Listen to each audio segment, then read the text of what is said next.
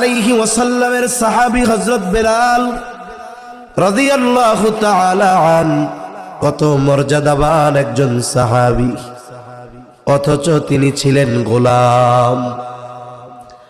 আল্লাহর কাছে দামি হওয়ার জন্য কোটিপতি হওয়া লাগে না, সুন্দর হওয়া লাগে না, উচ্চ বংশের হওয়া লাগে না। আল্লাহ তাআলার কাছে দামি হওয়ার মতো কাজ যে করতে পারে, সে যদি কালো হয়, নিম্ন বংশ আর নিম্ন বর্ণের হয়, আল্লাহ তাআলা তার দামটা বাড়ায় দেয়। বেলালের দাম কত বাড়ছে যে নবীজি মেরাজে গেছে, জান্নাত জাহান্নাম আল্লাহর নবী দেখছে, জান্নাতের মধ্যে নবীজি বেলালের পায়ের আওয়াজ শুনতে পাইছে। সুবহান। এই বেলাল ইমানের মজা পাইছে। বেলাল ছিল উমাইয়ার গোলাম, কাফেরদের অন্যতম এক নেতা উমাইয়া, তার গোলাম ছিল হযরত বেলাল রাদিয়াল্লাহু তাআলা। বেলাল হাবশী, কালো, নিগ্রো, ইউথিপিয়ান, আফ্রিকান। নবীজি সাল্লাল্লাহু আলাইহি ওয়াসাল্লামের নবুয়তের কথা, রিসালাতের কথা তার কাছে পৌঁছাইছে। গোলাম বেলাল মালিকের অজান্তে, মালিককে না জানায়া ঈমান আনছে, গোপনে গোপনে ঈমান আনছে হযরত বেলাল। ঈমানের নূর হলো এমন এক নূর, এটাকে হযরত বেলাল আর গোপন রাখতে পারে নাই। একটা সময় উমাইয়ার কানে পৌঁছায়া গেছে, উমাইয়া জেনে গেছে আমার গোলাম বেলাল ঈমান আনছে। এখন তো গোলামের মাসালা নাই, বলে গোলাম হলো এমন, গোলামের নিজের কোনো ইচ্ছা নাই, গোলামের ইচ্ছাটাও নির্ভর করে তার মনিবের উপরে। এই যে দেখেন, আমরা হলাম কার গোলাম? জোরে গন, আরো জোরে বলেন কার গোলাম? দুনিয়াতে যদি প্রকৃতপক্ষে আল্লাহর গোলাম হওয়া যায়, ওই মানুষের দাম আল্লাহ তাআলা দুনিয়ায় বাড়ায়া দেয়। এজন্য আমরা আল্লাহর গোলাম হব। গোলামের কোনো ইচ্ছা থাকে না, মনিবের ইচ্ছা মতো কাজ করতে হয়। যদি মনিবের ইচ্ছার বাইরে গোলাম কিছু করে, তাহলে গোলাম অপরাধী বলে সাব্যস্ত হয়। এবং ওই মনিবের এই ক্ষমতা থাকে, মনিব যেই ধরনের শাস্তি ইচ্ছা গোলামকে দেওয়ার অধিকার রাখে কি রাখে না? রাখে। আমরা আল্লাহর গোলাম, আর গোলামের ইচ্ছাটাও মনিবের উপরে নির্ভর করে। মনিব যেটা চায় সেটা করতে গোলাম বাধ্য, যদি না করে সে অপরাধী, অবাধ্য, শাস্তি আছে তার জন্য। উমাইয়ার গোলাম হযরত বেলাল রাদিয়াল্লাহু তাআলা আনহু ঈমান আনছে। উমাইয়া ইসলামের প্রথম সারির দুশমন, আর তার গোলাম বেলাল ঈমান আনছে। ঈমান ত্যাগ করতে বলে, করে না। এখন হযরত বেলাল রাদিয়াল্লাহু তাআলা আনহুকে শাস্তি দিবে উমাইয়া। মরুভূমির উত্তপ্ত বালির মধ্যে খালি গায়ে শোয়া রাখছে। শুধু তাই না, পায়ের সাথে দড়ি বেঁধে, দড়ির অপর প্রান্ত ঘোড়ার সাথে বেঁধে দিত, ঘোড়া দৌড়াইতো।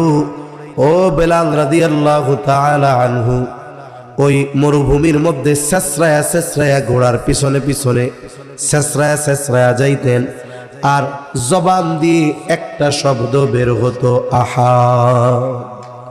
কে আহাদ? আরো জোরে বলেন, আহাদ কে? যখনই জবান দিয়ে এই শব্দটা বের হইতো, আহাদ, শাস্তির তীব্রতার মাত্রা বাড়ায় দিত উমাইয়া। হযরত আবু বকর সিদ্দিক রাদিয়াল্লাহু তাআলা আনহু দেখলেন এই অবস্থা। বেলাল যত আহাদ বলে, বেলালের উপরে জুলুমের মাত্রা তত বেড়ে যায়। জীবন ধ্বংস হয়ে যাওয়ার উপক্রম, মেরেই ফেলবে মনে হয়। ওলামায়ে কেরাম আছে, জিজ্ঞাসা করতে পারেন, কোন ব্যক্তি ইমানদার, ঈমান আনার কারণে যদি এমন পরিস্থিতির মুখোমুখি হয়ে যায় যে তাকে হত্যা করে ফেলবে, তাকে ধ্বংস করে ফেলবে, এই মুহূর্তে জীবন বাঁচানোর জন্য মৌখিকভাবে ঈমান গোপন করার সুযোগ তার রয়েছে। সে অন্তরে তো ঈমানের কোনো ঘাটতি নাই, কিন্তু মৌখিকভাবে সে চুপ, কিছু কয় না। এই সুযোগটা দেওয়া হয়েছে কেন? বলে জীবন বাঁচানোর স্বার্থে। ঈমান ত্যাগ করতেছে না, ঈমানকে গোপন করতেছে, ওপেন করতেছে না। হযরত বেলাল রাদিয়াল্লাহু তাআলা আনহুকে আবু বকর সিদ্দিক রাদিয়াল্লাহু তাআলা আনহু পরামর্শ দিলেন, ও বেলাল, তোমার ঈমানের খবর সবাই জানে, আল্লাহ জানে, কিন্তু তুমি যখন মুখ দিয়ে আহাদ বলো, উমাইয়া তোমার উপরে জুলুমটা বাড়ায় দেয়। ও বেলাল, তুমি একটু এই শব্দটা উচ্চারণ কইরো না, মুখটারে একটু বন্ধ রাখো, তাহলে তোমার উপরে জুলুমের স্টিম রোলার একটু কম চলবে। বেলাল বলে ঠিক আছে, ঠিক আছে, ঠিক আছে। আবু বকর সিদ্দিক রাদিয়াল্লাহু তাআলা আনহু চলে গেছে, কিন্তু বেলাল তো ঈমানের মজা পেয়ে গেছে, মুখ দিয়া গোপন করতে চায়, বলতে চায় না, কিন্তু ঈমানের মজা পেয়েছে। এই জন্য জবান দিয়ে শুধু বের হয় আহাদ আহাদ। উমাইয়ার জুলুমের মাত্রা বাড়ে, আর বেলালের জবান দিয়ে আহাদ আহাদ উচ্চারণ বাড়ে। কেন বাড়ে? বোঝা যায় উমাইয়ার জুলুমে যত কষ্ট, তার চাইতে বেলালের আহাদ ডাকার মধ্যে সে মজা বেশি পেয়ে গেছে। এই মজা তারে মুখ বন্ধ রাখতে দেয় না। জুলুমের কারণে আল্লাহর ডাকা সে বন্ধ করতে পারে না, কারণ ডাকার মধ্যে মজা পেয়ে গেছে। ঈমানের মজা পেয়েছে সাহাবায়ে কেরাম, এই জন্য গোটা দুনিয়া তাদের সামনে ছিল তুচ্ছ। গোটা দুনিয়ার ক্ষমতা সম্পদের প্রলোভন দিয়ে, মৃত্যুর ভয় দিয়েও তাদেরকে ঈমান থেকে এক চুল পরিমাণ নড়ানো যায় নাই। ঈমান থেকে নড়ানো তো বহুদূর, এক চুল পরিমাণ ঈমানকে গোপনও করানো যায় নাই।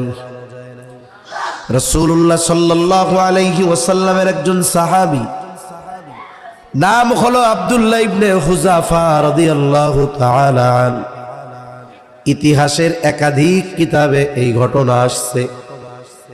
ইতিহাসের অন্যতম এক কিতাব আল বিদায়া ওয়ান নিহায়ার মধ্যেও আসছে এই ঘটনা। তৎকালীন সময়ের অন্যতম পরাশক্তি ছিল দুইটা, একটা হলো পারস্য, আর একটা হলো রোম।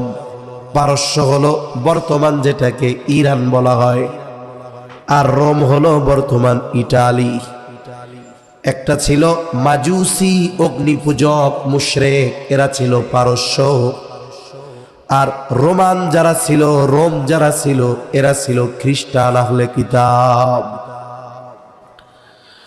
রাসূল আকরাম সাল্লাল্লাহু আলাইহি ওয়াসাল্লামের সময় তাবুকের যুদ্ধ, একেবারে সীমান্তবর্তী এলাকায়, মদিনা থেকে 700 কিলোমিটার দূর, বিশাল এক বাহিনী নিয়ে নবীজি রওনা হয়েছেন। রোমানদের সাথে যুদ্ধ হবে। দীর্ঘ পথ পাড়ি দিয়ে নবীজি সৈন্যবাহিনীর কাছাকাছি পৌঁছাইলেন। আল্লাহ তাআলা ইতিমধ্যে নবীজির ভয় কাফেরদের অন্তরের মধ্যে ঢুকায়া দিল। রোম সৈন্যরা চলে গেল, বিনা যুদ্ধে তাবুকে মুসলমানেরা বিজয় হয়ে গেল। এটা ছিল রোমদের সাথে মুসলমানদের প্রথম যুদ্ধ। তবে এই যুদ্ধে পরস্পর মুখোমুখি হয় নাই, লড়াই হয় নাই। ইসলামের দ্বিতীয় খলিফা, খলিফাতুল মুসলিমিন হযরত ওমর রাদিয়াল্লাহু তাআলা আনহুর সময় সর্বপ্রথম রোমদের সাথে মুসলমানদের সরাসরি যুদ্ধ হয়। এর আগে সরাসরি যুদ্ধ হয় নাই, এই যে প্রথম। ওই সময়ও পৃথিবীর অন্যতম পরাশক্তি রোম। যুদ্ধের আগে প্রত্যেকটা সেনাবাহিনী তার প্রতিপক্ষের সৈন্য সংখ্যা, অস্ত্রবল, কৌশল এগুলোর ব্যাপারে খোঁজ খবর নেয়। রোম সম্রাটও জানায়া দিলেন, চতুর্দিকে তো মুসলমান সেনাবাহিনীর জয়ের খবর শুনি, পৃথিবীর বড় বড় শক্তি তাদের কাছে পদদলিত হয়ে যাচ্ছে, একটু মুসলমান সৈন্যবাহিনীর ব্যাপারে বিস্তারিত ইনফরমেশন আমারে দিবা, বিস্তারিত তথ্য আমারে একটু জানাইবা। বাদশার নির্দেশে মুসলমান সেনাবাহিনীর তথ্য আনা হলো। মুসলিম সৈন্যবাহিনীর তথ্য আনতে যেই গোয়েন্দা গেছে, গিয়া দেখে মুসলমানদের তাবু, কিছু মুসলিম পাহারায় আছে, কিছু সৈন্য ঘুমাচ্ছে, আর অধিকাংশ সৈন্য রাত জেগে নামাজে দাঁড়ায় গেছে। কেউ বা যায় নামাজে আল্লাহর কাছে দোয়ার নাজারি করতেছে। বিস্তারিত খোঁজ খবর নিয়ে রোম সম্রাটের কাছে হাজির। রোম সম্রাট জিজ্ঞাসা করে, কি ব্যাপার, মুসলমানদের সৈন্য সংখ্যা কত? বলে, বাদশাহ, সংখ্যার দিক দিয়ে তারা আমাদের চাইতে অনেক কম, আর বাস্তবতা এটা, ইসলামে জিহাদের ময়দানে জয়গুলো মুসলমানদের সৈন্য সংখ্যা আর অস্ত্রের কারণে হয় নাই, বরং এই বিজয়ের অন্যতম কারণ হলো ঈমান। ঈমানের কারণে আল্লাহ তাআলা বিজয় দিয়েছেন। ওরা কি সৈন্যের দিক দিয়ে সংখ্যায় আমাদের চাইতে বেশি নাকি? বলে, না বাদশাহ নামদার, বেশি না। সৈন্য কম বুঝলাম, তবে তাদের অস্ত্র কি অনেক আধুনিক নাকি? কারণ কারো কাছে যদি শক্তিশালী অস্ত্র থাকে, তাহলে হাজার মানুষের বিরুদ্ধে সে একাই যথেষ্ট। 100 মানুষের হাতে যদি লাঠি থাকে, লাঠি, আর একজনের কাছে যদি AK-47 থাকে, অস্ত্র থাকে, বলেন তো ওই একজন অস্ত্রধারীর সামনে 100 জন লাঠিয়ালের খবর আছে নাকি? বয়াই তো বলা হবে একটা ফুটাই দিলে। তাহলে কি সৈন্য কম, অস্ত্র মনে হয় অনেক ভারী অস্ত্র? বলে, না না, ওরকম কোনো কিছু নাই। তাহলে মনে হয় ওরা খুব প্রশিক্ষণপ্রাপ্ত স্পেশাল সৈন্য, 1 জন 20 জনের সাথে যথেষ্ট। যেমন সেনাবাহিনীর মধ্যে যত সেনা আছে সবাই কিন্তু একরকম না। সেনাবাহিনীর ভিতরে একটা গ্রুপ আছে, এরা হলো কমান্ডো ট্রেনিং দেওয়া। কমান্ডো ট্রেনিং দেওয়া, এদের পাওয়ার এরকম, এরা অস্ত্র ছাড়া এক একজন সাধারণ 10 জন সৈনিকের সাথে লড়াই করতে একজন কমান্ডো ওর যথেষ্ট। তাহলে স্পেশাল কোনো ট্রেনিং নেওয়া নাকি? বলে, না, স্পেশাল কোনো ট্রেনিং নাই, বরং এরা গতানুগতিক কোনো সেনাবাহিনীর সদস্য নয়। কেউ বা কৃষক, কেউ বা ব্যবসায়ী, কেউ বা অন্যের জমিনে কাজ করে। যখন যুদ্ধের প্রয়োজন, তাদের খলিফা তাদেরকে আহ্বান করে, জমি ছেড়ে, ব্যবসা ছেড়ে, চাকরি ছেড়ে সব কিছু বাদ দিয়ে তারা যুদ্ধ করতে হাজির হয়ে যায়।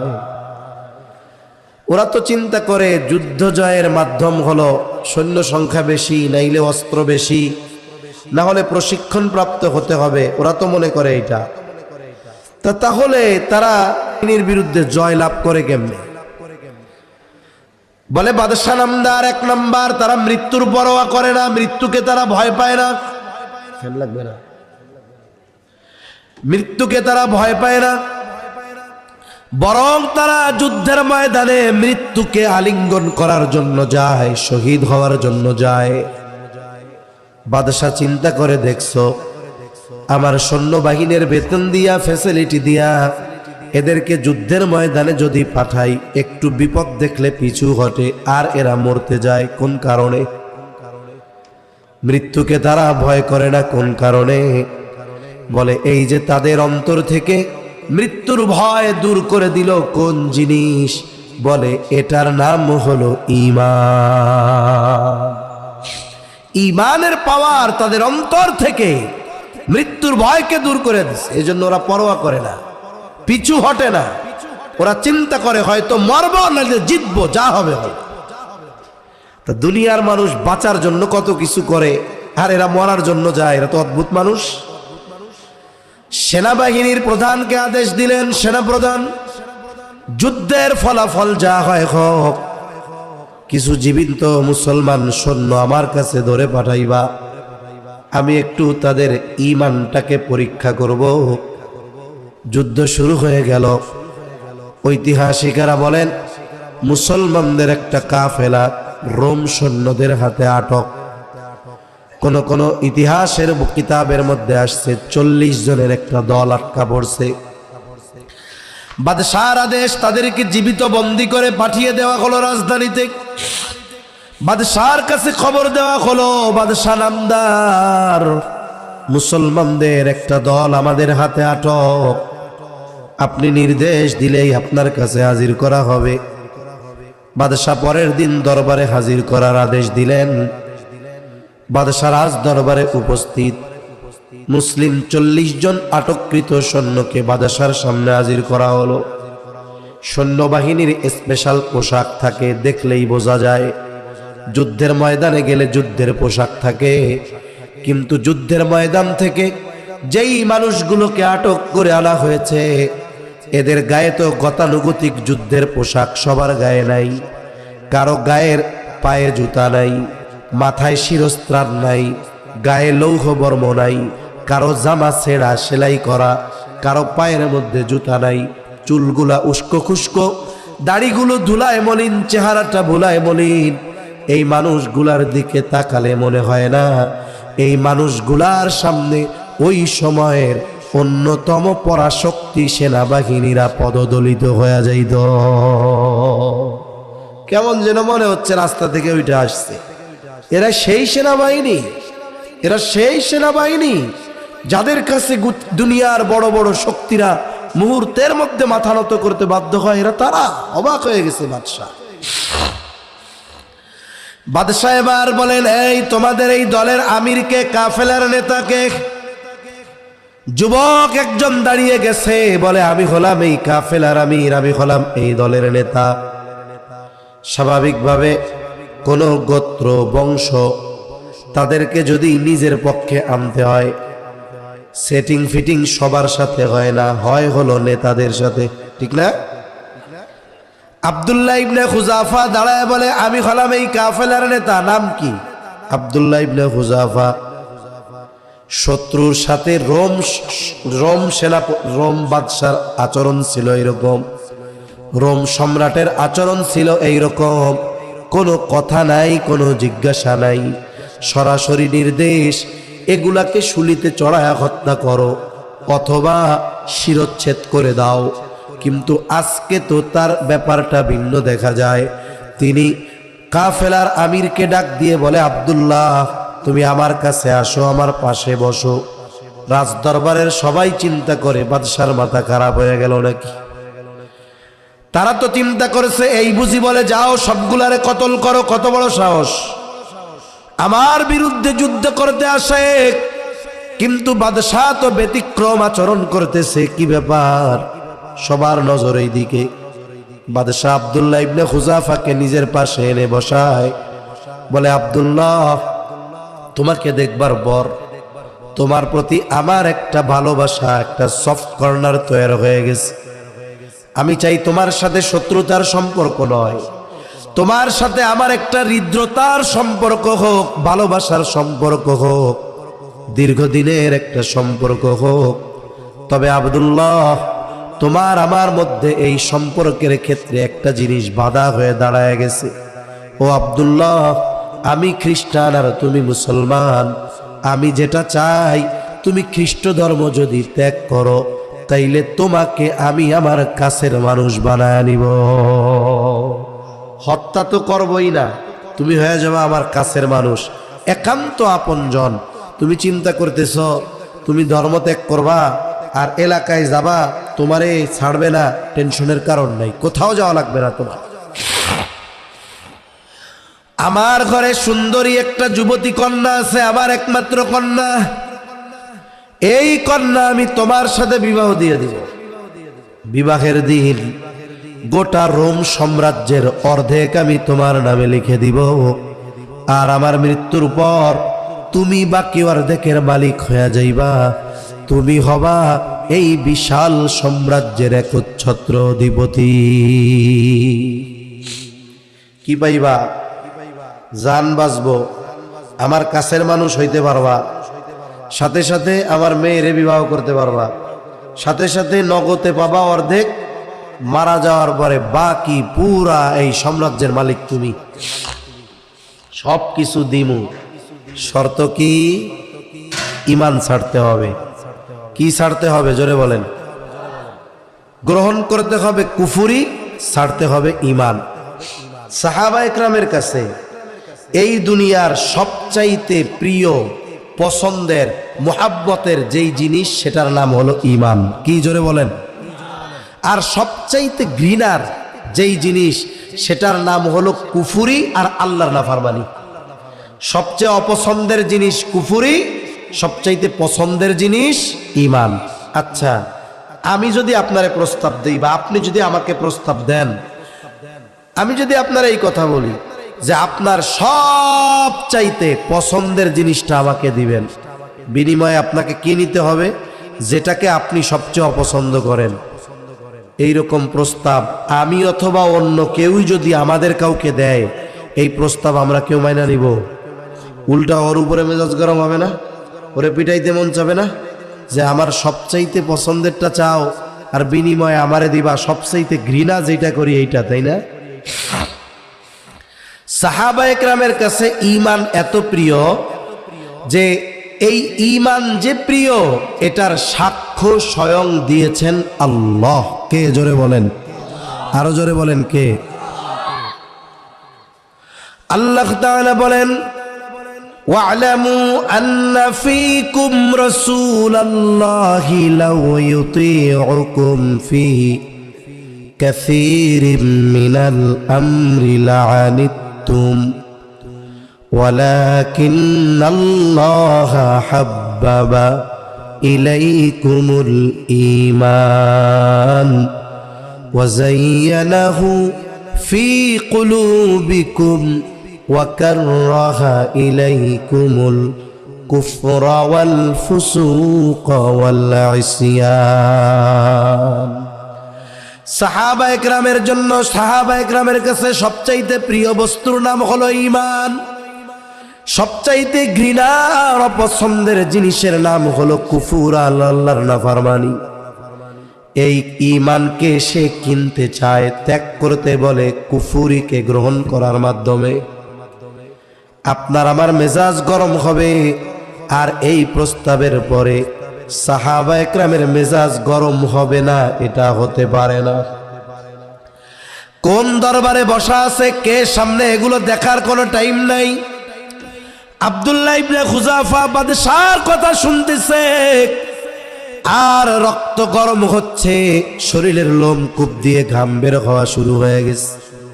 কথা শেষ, আব্দুল্লাহ ইবনে খুজাফা বসা ছিল, উঠে দাঁড়ায় গেছে। কারণ যখন কোনো মানুষের রাগ হয়, শুইয়া থাকলেও সে লাফ দিয়ে দাঁড়ায় যায়, ঠিক না? এমন হয় না যে রাগ হইলে সে সুন্দর মতো কম্বলের তলে চলে যায়, এটা মানুষ খুব কম করে। কিন্তু যদি বিনা কারণে রাগ হয় তাহলে দাঁড়ানো থাকলে বসা, বসে থাকলে শুয়ে পড়া, এটা দরকার, তাহলে রাগ কমে যায়। আব্দুল্লাহ ইবনে খুজাফা দাঁড়ায় গেছে, চোখগুলো রক্তবর্ণ হয়ে গেছে, রাগে ক্ষোভে লোমকূপ দিয়ে ঘাম বের হচ্ছে। বাদশার দিকে ফিরে রক্ত চক্ষুতে তাকিয়ে ঈমানি আওয়াজে উচ্চ কণ্ঠে বলতেছে, এই রোমের কুকুর, তুই কি দুনিয়ার বিনিময়ে আমার ঈমান কিনতে চাস? তুই শুনে রাখ, এ তো তোর সামান্য রোম সাম্রাজ্য। তুই যদি আমাকে গোটা দুনিয়ার মালিকও বানায় দেস, তুই শুনে রাখ, আমি আমার ঈমান তোর কাছে বিক্রয় করব না। এরা তো গোটা দুনিয়ার বিনিময়েও ঈমান দিতে চায় না। নির্বাচন আইতেছে, সকালে এক কাপ চা, রুটি আর বিড়ি একটা পান, ঈমান বেচছে এক মার খায়, বিকেলে বেচবো আর এক মার খায়, ঠিক কিনা বলেন? ঈমান আমরা তো চা আর বিড়িতেই বিক্রি করে দেই। চা আর পান আর বিস্কিটে আমাদের ঈমান বিক্রি হয়ে যায়। অথচ রোম সাম্রাজ্যের প্রস্তাব ঈমানের উপরে অটল। হিকমত দেখায় নাই যে একটু মৌখিক গোপন কইরা বাদশা হইয়া যায়, এরপরে যা করার করব নেই, এটাও করে নাই। কারণ ঈমানের মজা পাইছে, ওই ঈমান গোপন করার ইচ্ছাও তাদের নাই। রোমের মানুষ কোনোদিন এটা স্বপ্নেও দেখে নাই, স্বপ্নেও দেখে নাই যে কোনো মানুষ তাদের বাদশার সামনে উঁচু আওয়াজ দিয়ে কথা বলতে পারে আর ধমক দিতে পারে, এটা তো স্বপ্নেও দেখবে না। একজনরে এমনি ওই গত টার্মে যখন বাংলাদেশে পতিত সরকার যারা দেশ থেকে পলায়ন করছে, যারা কি এক অবস্থার সৃষ্টি করছে, তা একদিন এক জায়গায় আমি বলতেছিলাম যে মনে করেন কেউ যদি স্বপ্নে দেখছে ওই জামানায় ওই সময় 5-7 বছর আগে সে স্বপ্নে দেখছে যে সে প্রধানমন্ত্রী হয়েছে।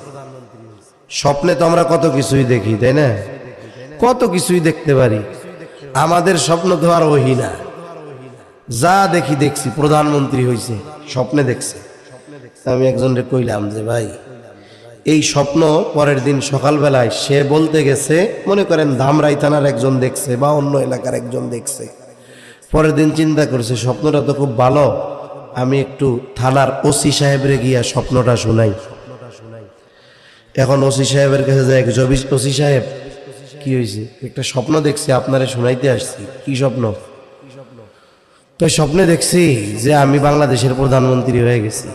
তা আমি কইলাম যে বলেন তো ওর অবস্থা কি হবে? কয় ওসি ওরে পিটাবে আর কবে তুই স্বপ্নে দেখলি, এছাড়া অন্য কোনো স্বপ্ন দেখতে পারোস নাই? প্রধানমন্ত্রী হইছস বেটা, স্বপ্নে এটা দেখছস?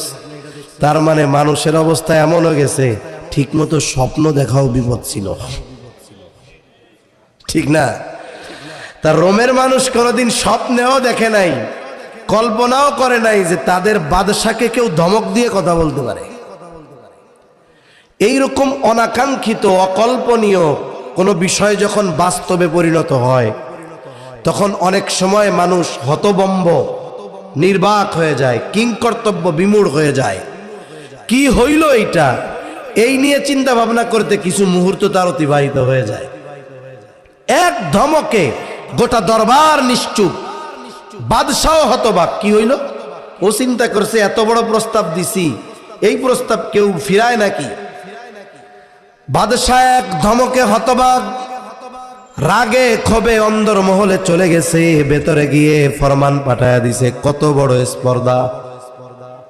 আমার মুখের উপরে, আমার হাতে বন্দি, আমার উপরে ধমক দিয়া কথা কয়। ইমানের বড়াই দেখায়, ইমানের পাওয়ার দেখায়।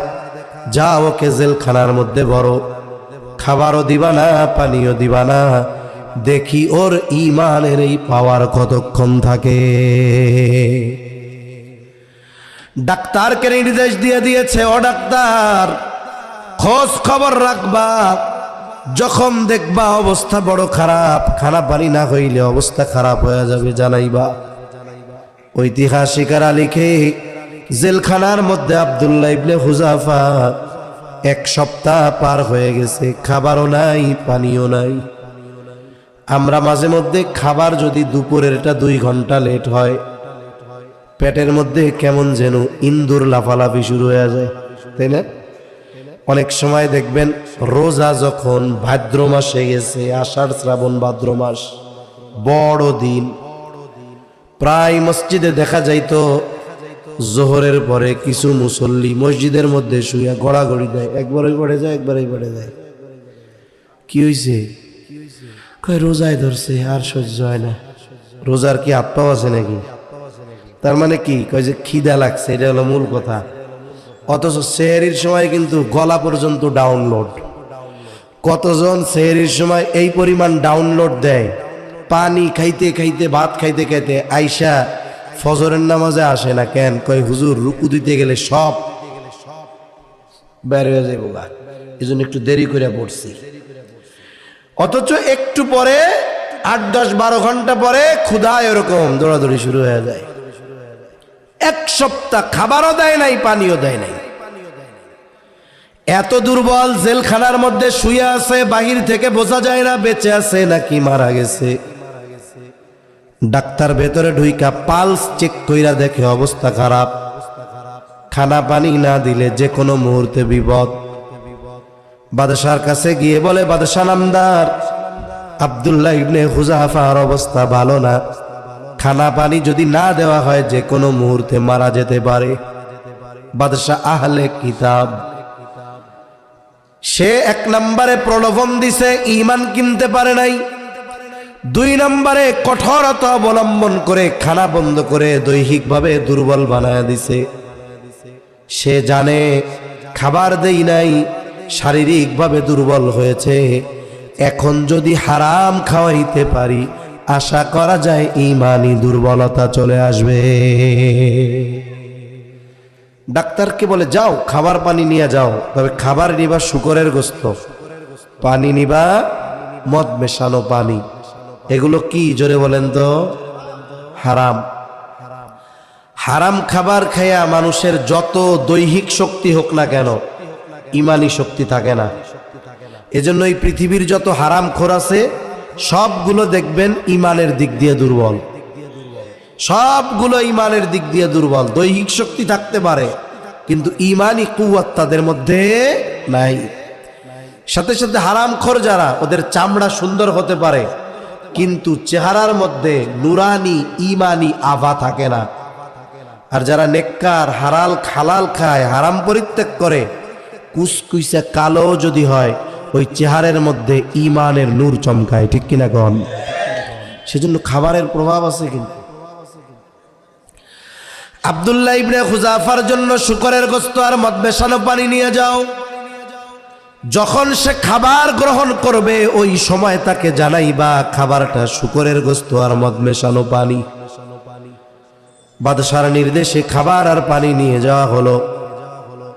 মানুষ যখন দীর্ঘ সময় ক্ষুধার্ত থাকে এক হালাত, কিন্তু ক্ষুধার্ত ব্যক্তি যখন খাবারের ঘ্রাণ পায়, খাবার দেখে, তখন তার ক্ষুধার তীব্রতা বেড়ে যায়।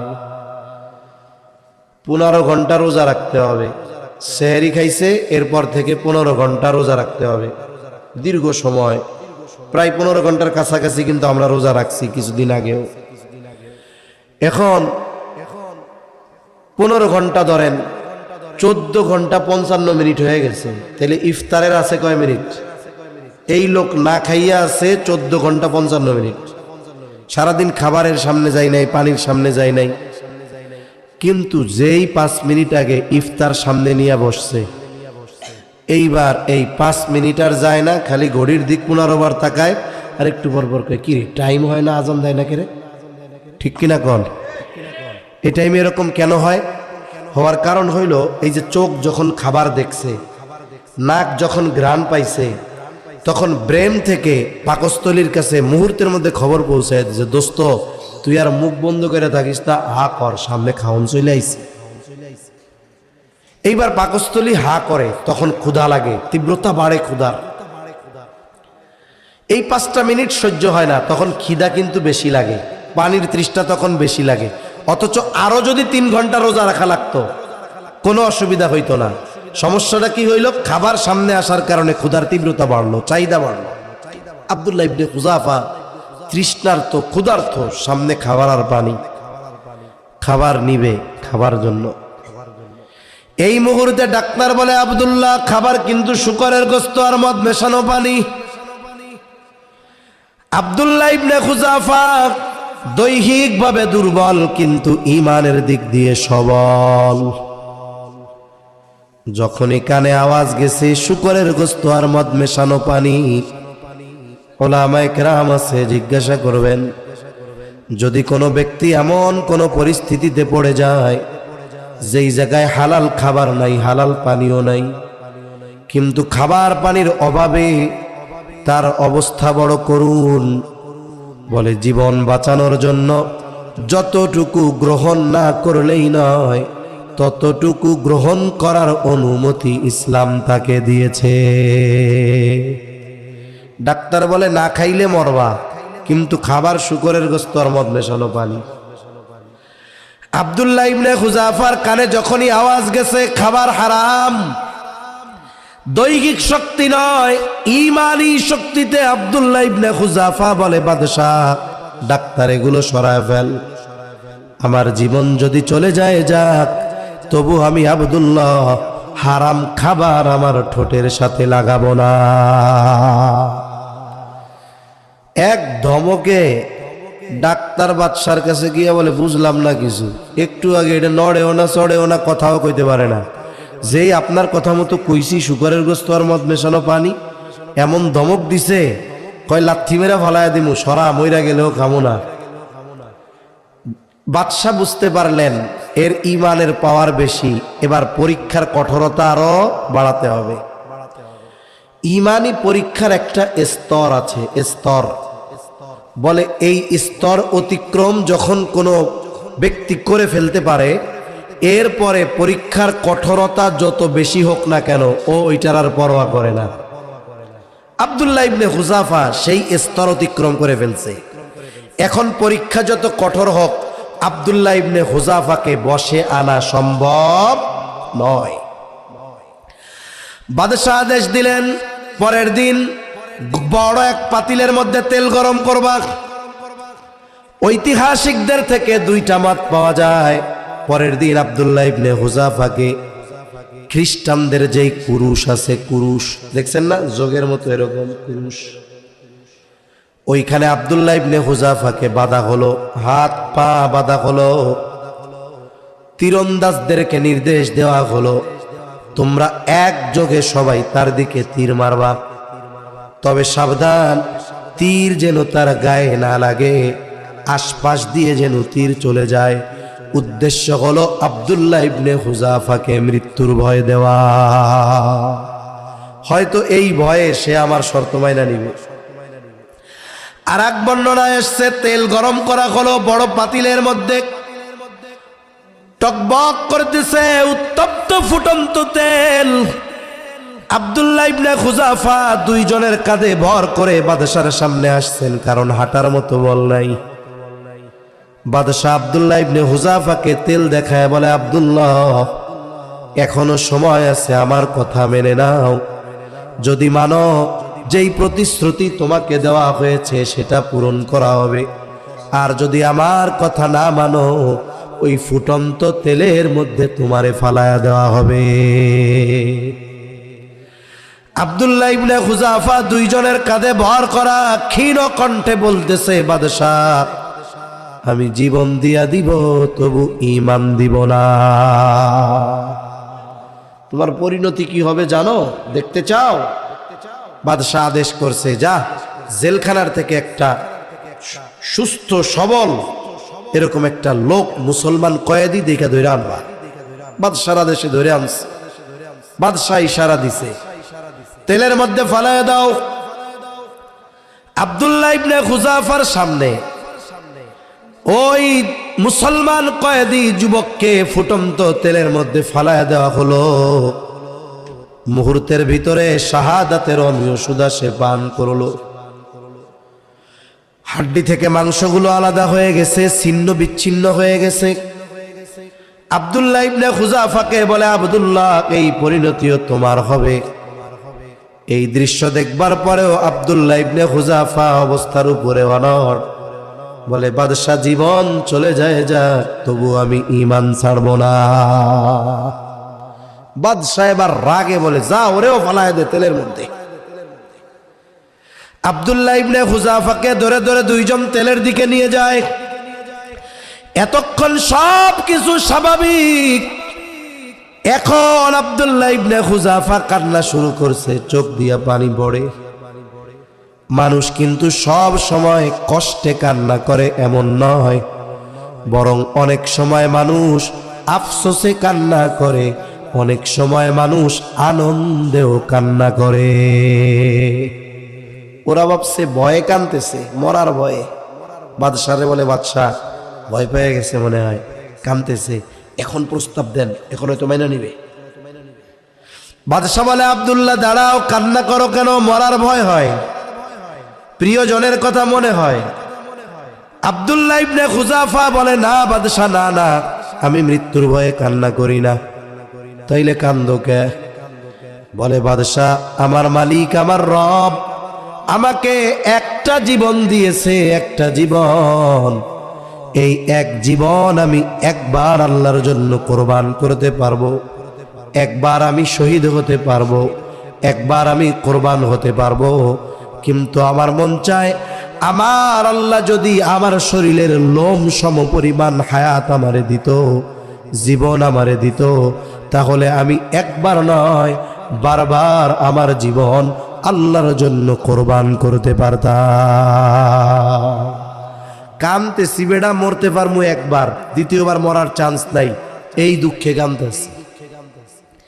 কারণ যারা শহীদ হয় আল্লাহর রাস্তায়, আল্লাহ তাআলা তাদের ব্যাপারে বলেন, ওয়ালা তাকুলু লিমান ইউকতালু ফি সাবিলিল্লাহি আমওয়াত বাল আহইয়াউ ওয়ালাকিন লা তাশউরুন। আল্লাহ তাআলা জানায় দেন, যারা আল্লাহর জন্য জীবন উৎসর্গ করে শহীদ হয় তোমরা তাদের মৃত বলো না, বরং তারা জীবিত। এখন জীবিত মানুষের প্রয়োজন আছে, খাবারের দরকার, বলে যা কিছুর দরকার সব কিছুর ব্যবস্থা যিনি করেন তিনি কে? এক হাদিসের মধ্যে আসছে শহীদদেরকে জান্নাত দিয়ে দেওয়া হয়, সবুজ পাখির মধ্যে তাদের রূহ, জান্নাতের ভিতরে তারা উড়ে বেড়ায়, জান্নাতের নাজ নেয়ামত তারা ভোগ করতে থাকে। আব্দুল্লাহ ইবনে হুযাফা চিন্তা করে, চুমা দিলে যেহেতু মুক্তি দিয়া দিবে, তবে চুমা আমি আমার জীবনের বিনিময়ে দিব না। এইবার পাল্টা শর্ত দেয় বাদশারে, বলে বাদশাহ চুমা দিতে পারি এক শর্তে, আমাকে শুধু মুক্তি দিলে হবে না, বরং তোমার জেলখানায় যত মুসলমান কয়েদি আছে সবাইকে যদি সসম্মানে মুক্তি দেওয়ার ওয়াদা দাও, তবেই তোমার কপালে একটা চুমা আমি দিতে পারি, নাহলে তেলে ফালায় দে, তাও তোরে চুমা দিব না আমি। বাদশাহ হয়তো চিন্তা করতেছে, কোনো কথা তো শুনাইতে পারলাম না, যা হয় হোক, কোনো মতে এই কথাটা একটু শুনাই।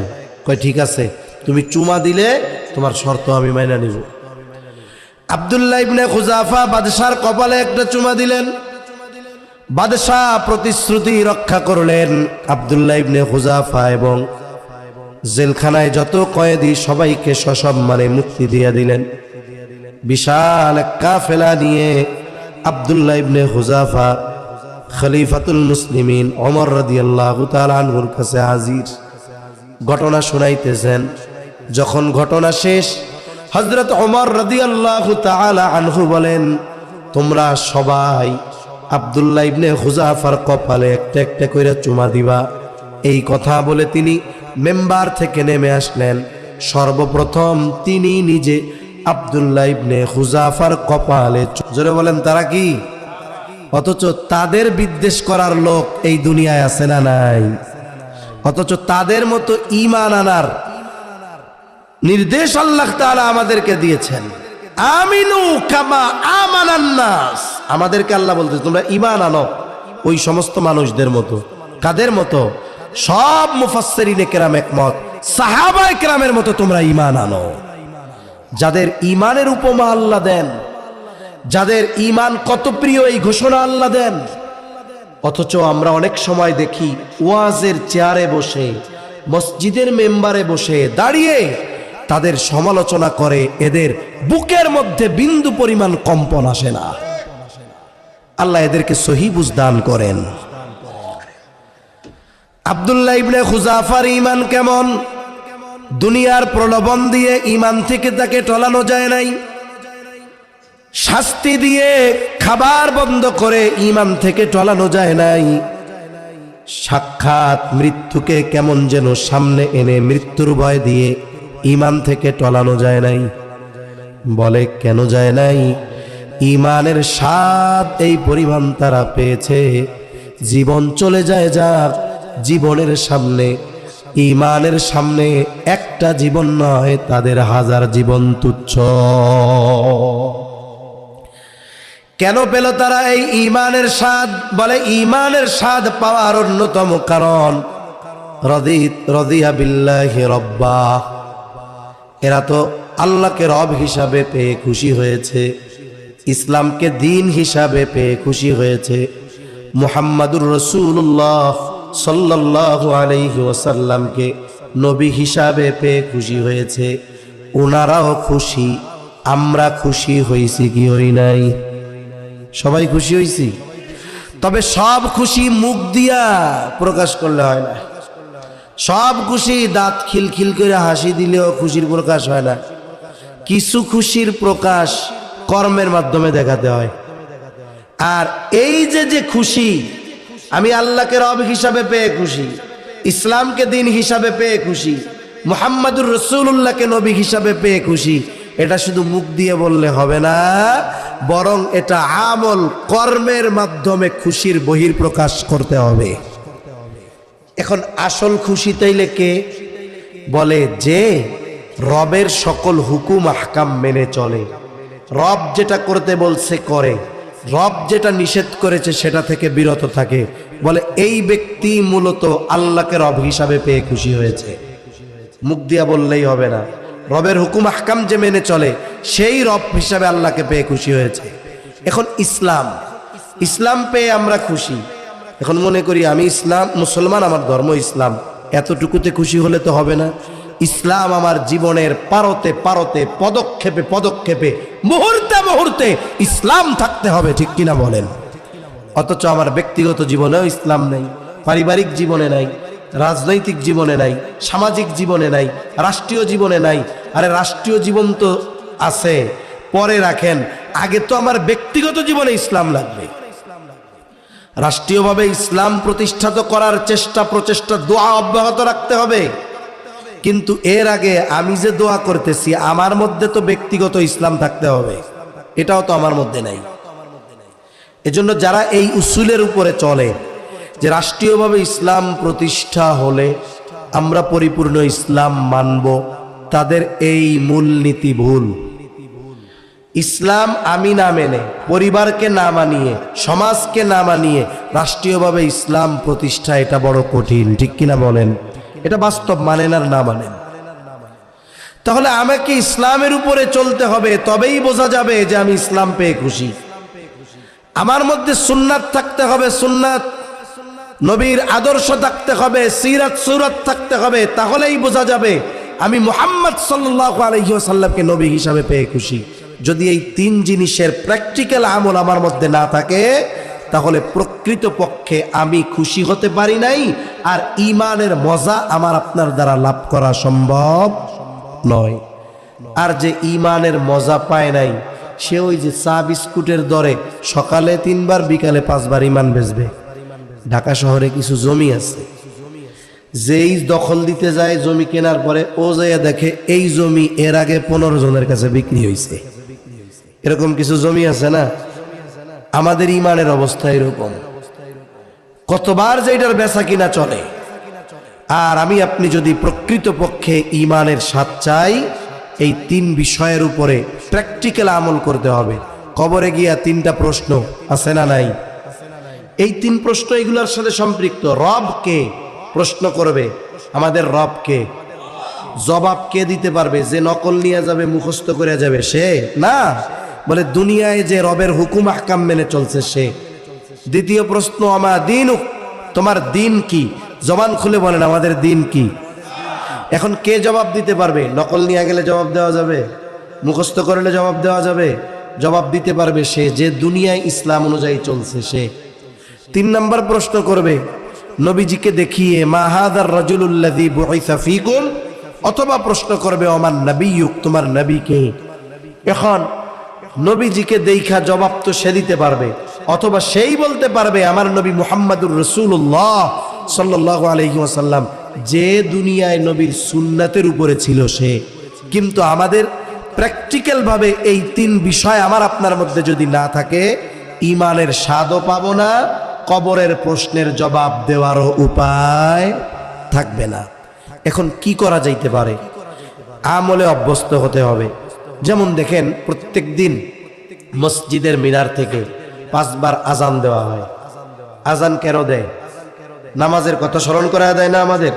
অনেক সময় আমরা ঘড়িতে অ্যালার্ম দেই, কেন দেই? যে কোনো প্রয়োজন বা সময় মতো ওঠার জন্য, কথা শেষ, সময় মতো ওঠার জন্য অ্যালার্ম দেই।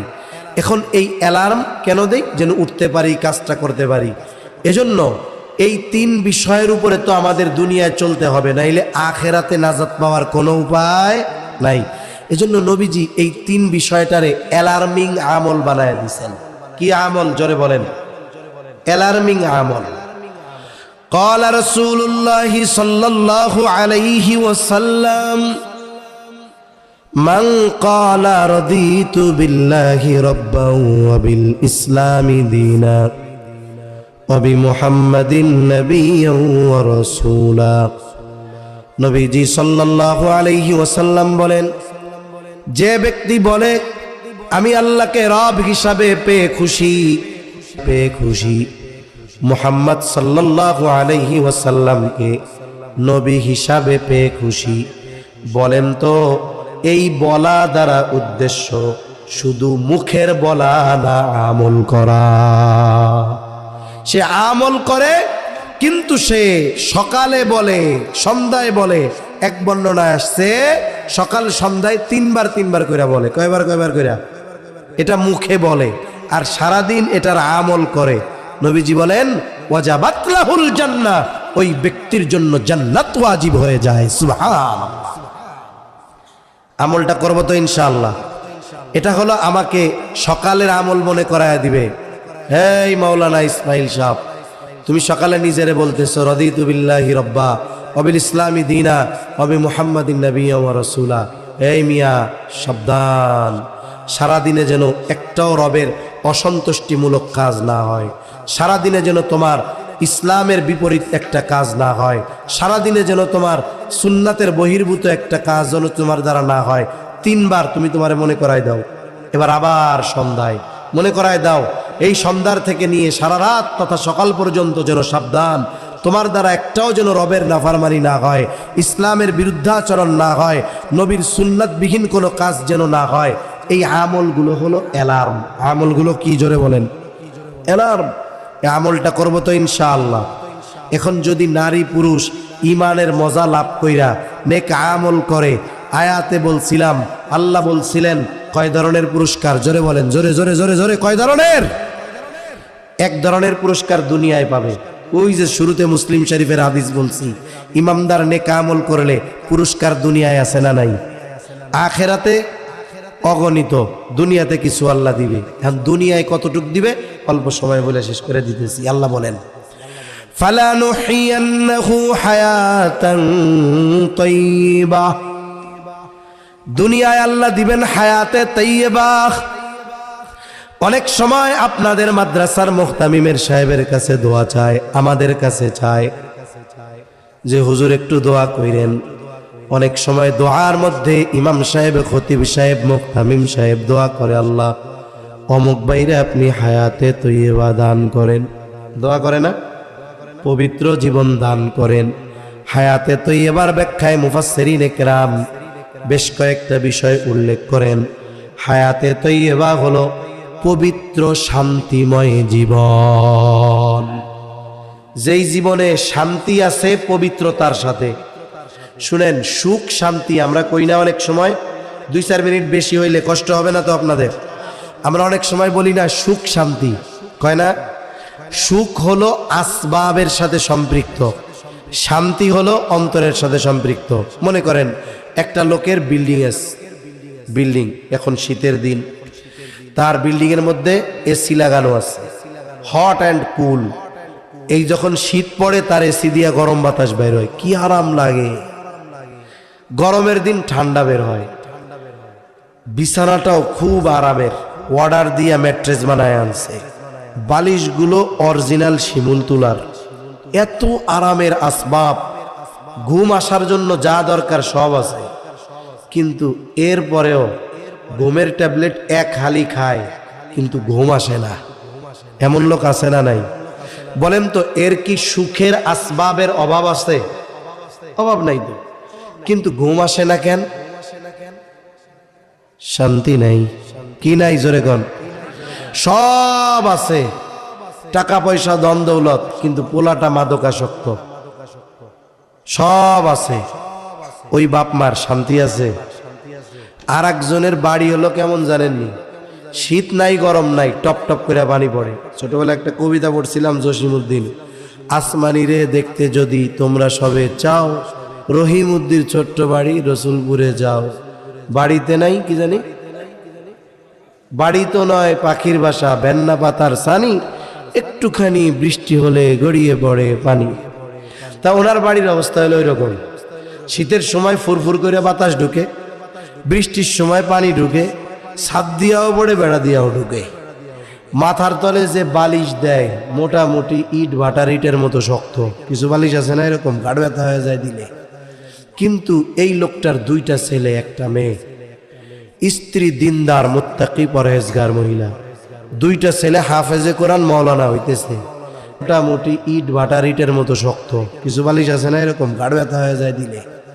কিন্তু এই লোকটার দুইটা ছেলে একটা মেয়ে, স্ত্রী দিনদার মুত্তাকি পরহেজগার মহিলা, দুইটা ছেলে হাফেজে কোরআন মাওলানা হইতেছে।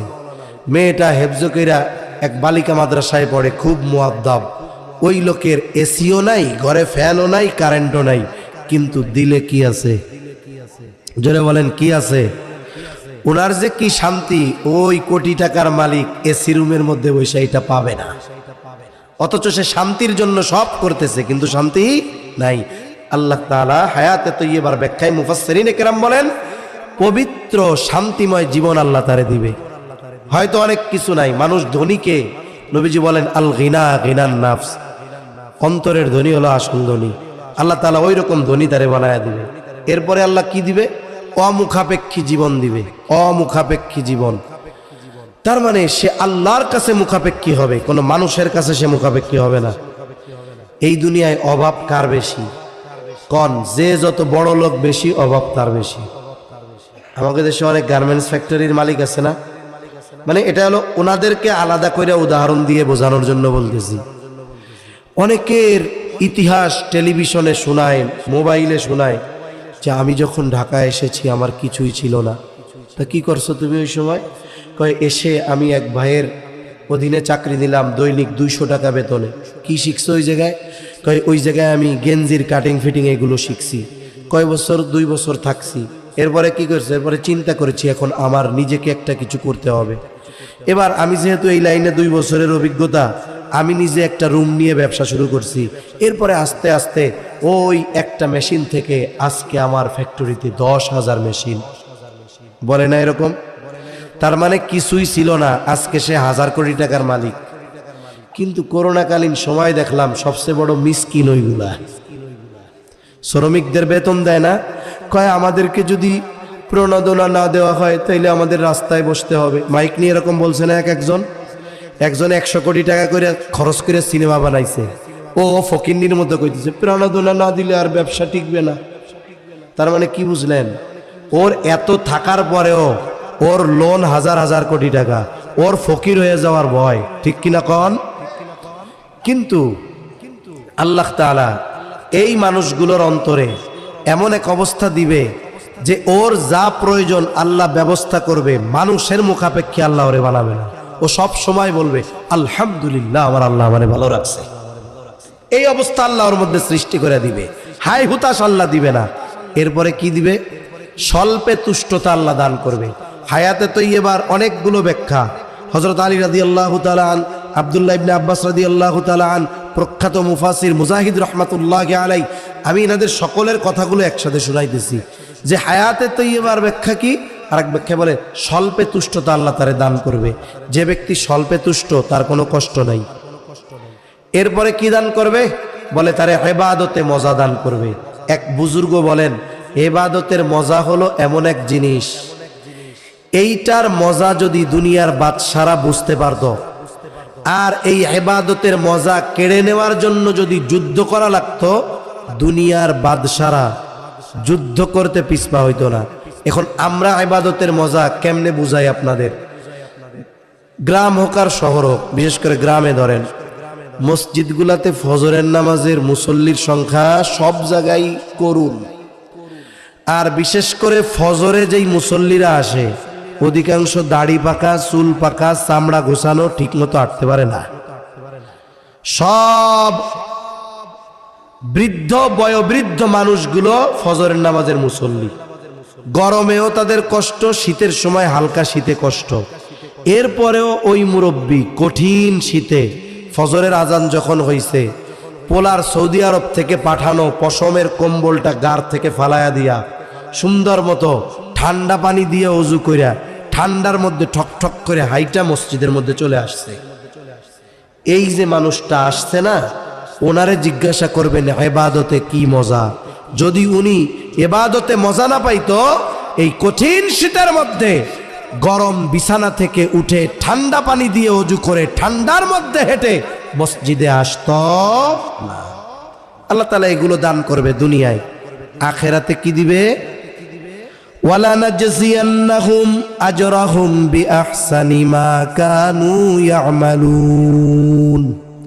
দুনিয়ায় যে আমল আমরা করি, এই আমল দিয়া যে সবচেয়ে বেশি আমল করে, নবী রাসূলগণ সাহাবায়ে কেরামের কথা তো ভিন্ন, সাধারণ আমরা যারা, আমাদের মধ্যে যারা সবচাইতে বেশি আমল করে, ওই আমল দিয়ে আমলের বিনিময়ে জান্নাত পাওয়া বহুদূর, জান্নাতের ঘ্রাণও পাওয়া যাবে না।